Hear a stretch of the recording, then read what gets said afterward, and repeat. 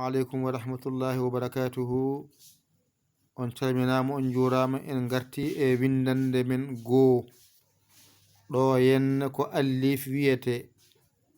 Oɗo allif goto jangata mbawa dendagal allifaji a sirti e majjere muɗum.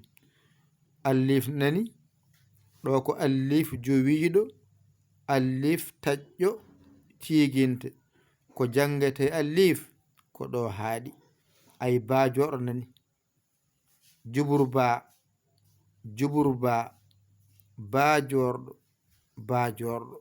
So adima hakkunde bindol sara bindol so serindima. So adima juburba, hakkunde bindol juburba, sara bindol bajorɗo, so serindima bajorɗo.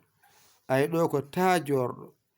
So adima yowani, hakkunde bindol yowani, sara bindol yowani, so serindima yowani. Juburta, juburta, so adima juburta, hakkunde bindol juburta, sara bindol e so serindima tajorɗo, tajorɗo. Wadde ko juburta, juburta, tajorɗo, tajorɗo. Ɗo ko sun endu. So adima hakkunde bindol sara bindol so serindima. Wadde a faami sun endu, sun endu, sun endu, sun endu, sun endu. On paami ɗon.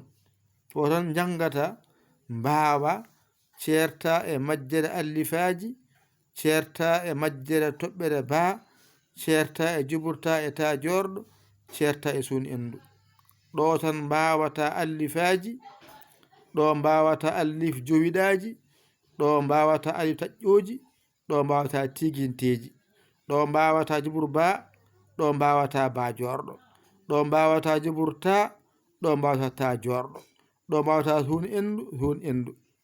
Ɗum to ƴettata mbasa heñade heppude, ƴetta kuɗol ma e karnema mbañotoɗa janga ɗigga. A hoolaki hoorema, ƴeewa camorɗo mo ɗakkoɗa sara makko, ballitɗamo walluma ha jiiya lawol.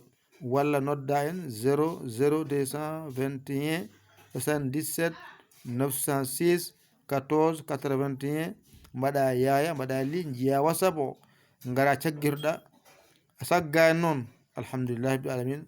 Ko musidɗo mon, giɗo mon saabu Allah, yaya li, kawla Sénégal. Alhamdulillahi rabbil alamin. On jarama, wassalam.